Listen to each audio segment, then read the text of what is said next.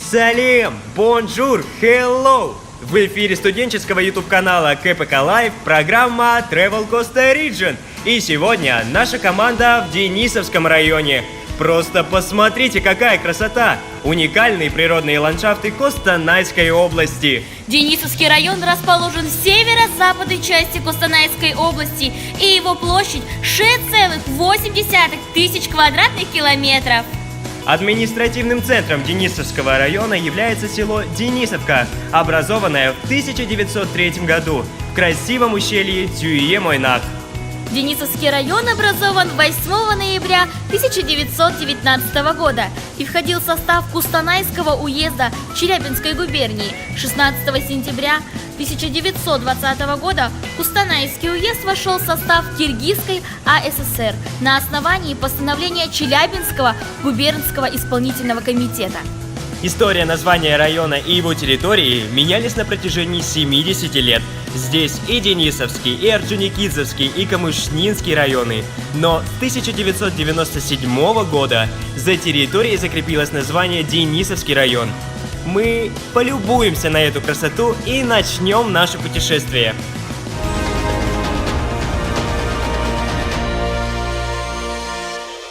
Денисовский район не раз занимал верхние строчки в списке республиканских лидеров по заготовке и производству продуктов животноводства и растениеводства. Сельское хозяйство в Денисовском районе развито и сейчас. Золотой страницей в истории Денисовского района вошла целинная эпоха. Создавались новые совхозы, строились школы, больницы, клубы, библиотеки, детские сады. Высокими урожаями, полновесными привесами скота и высокими надоями славились на всю округу денисовцы. 9 из них стали героями труда: Айтмухамбетов, Петраков, Кухтин, Мустафин, Зайцев, Левченко, Лукьянов, Савчук, Лисица.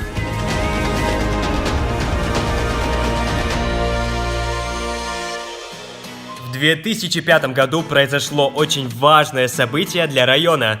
Был открыт Денисовский историко-краеведческий музей, который собрал воедино все материалы, свидетельствующие о прошлом Денисовского района. Основателем является Андрусик Анна Ивановна. И сегодня с нами экскурсовод Денисовского музея Бездольная Татьяна Ивановна.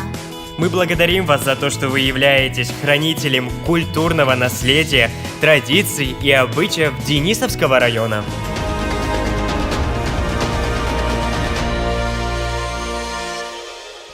Наш маршрут продолжается. Мы отправляемся в отдел образования Денисовского района. Здесь нас встречает руководитель Хохлачева Людмила Анатольевна.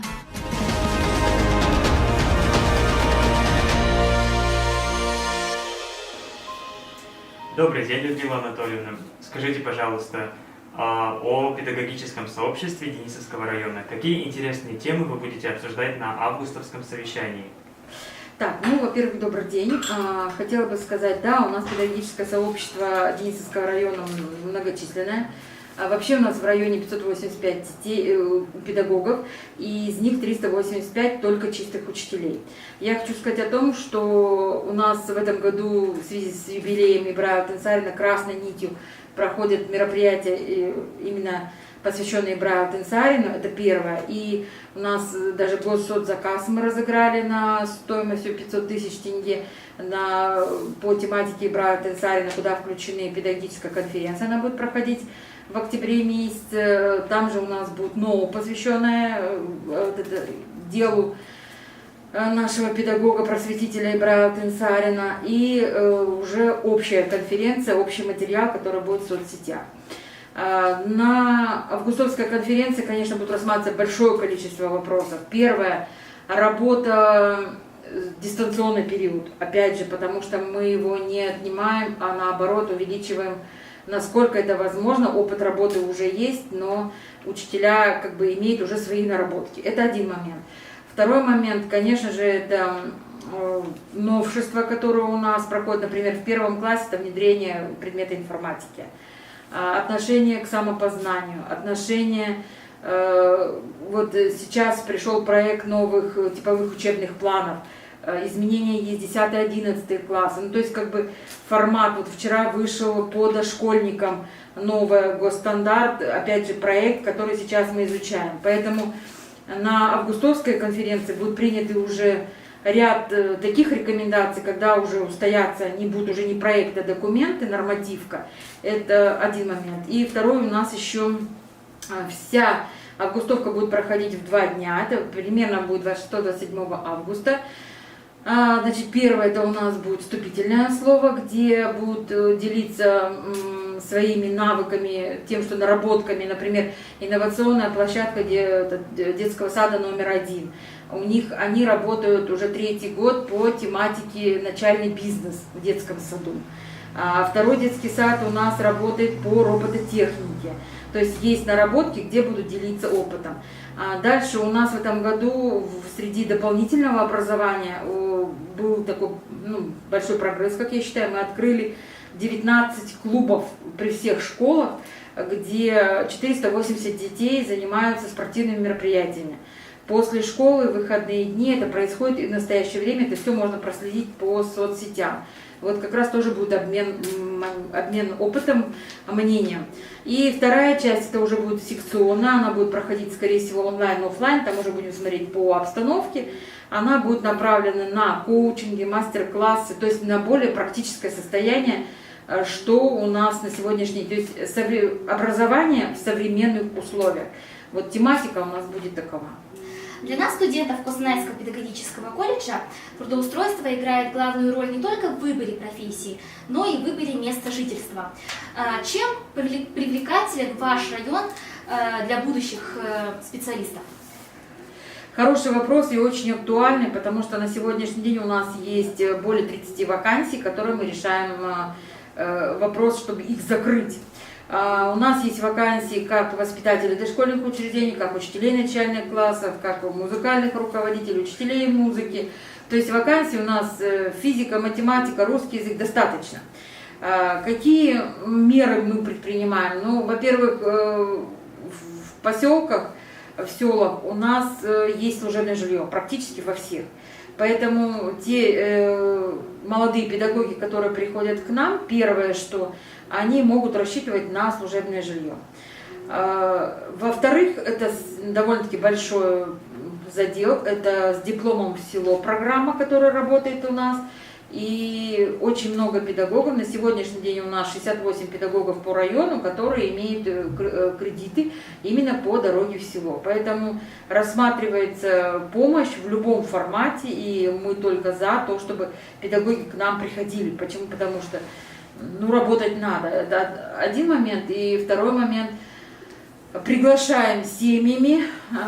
Почему? Потому что если молодежь, пытаемся создать массу условий, ну а семьи для того, чтобы уже укоренились, чтобы уже никто никуда не ехал. Поэтому будем ждать. Двери открыты всегда, 100%. Приезжайте. Людмила Анатольевна, мы благодарим вас за участие в нашем проекте Travel Costa Region. Желаем вам здоровья, новых проектов и благородных учеников-педагогов. Наша цель сегодня была рассказать о Костанайском педагогическом колледже, поэтому мы вручаем вам сейчас буклеты о специальностях, передаем их учащимся ваших школ. Мы ждем профессионально ориентированных абитуриентов, увлеченных педагогическими специальностями. Вот, возьмите, пожалуйста. Спасибо. Обязательно. У нас выпускников вашего колледжа очень много, наверное, каждый 4-й, и мы всегда дружим. И я всегда говорю так, что надо начинать с колледжа, потому что вот особенно на ваш колледж, я знаю давно его и не понаслышке, дает большую хорошую базу. А потом уже можно идти в вуз, когда есть уже база. Почему? Потому что у вас действительно база есть. У нас вот работают и руководители, и музыканты есть, то есть разные люди есть, которые вот ваши выпускники. Вот я знаю, вчера у нас пришла девочка-воспитатель, ваша выпускница вашего колледжа в Крымскую школу, кстати. Поэтому спасибо вам за ваш труд, вашим педагогам обязательно спасибо за то, что они делают. И приезжайте в гости, будем коллегами с большой буквы. Спасибо вам большое. Спасибо.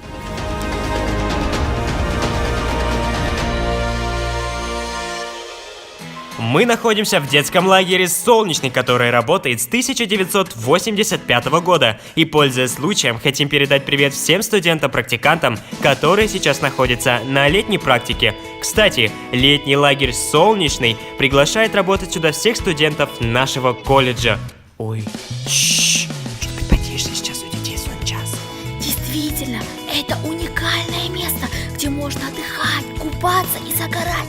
А мы, пользуясь случаем, напоминаем вам, что купаться нужно в специально отведенных местах для купания и обязательно при сопровождении взрослых. Берегите себя и своих близких.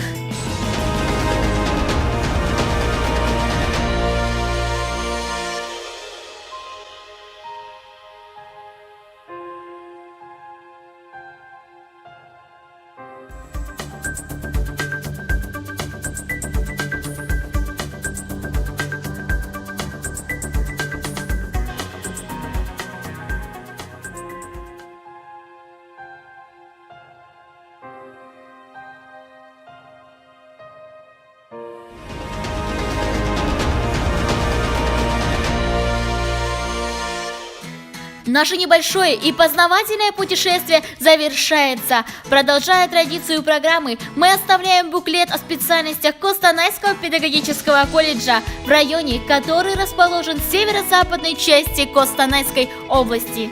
А вам, уважаемые зрители, мы предлагаем пройти опрос, расположенный в инфобоксе. Первый, кто правильно ответит на все вопросы, получит приз в честь 30-летия независимости Республики Казахстан. Изучайте родной край, подписывайтесь на наш канал, ставьте лайки, отправляйте видео друзьям и помните, невозможное возможно! Ну а мы отправляемся дальше. Увидимся через неделю.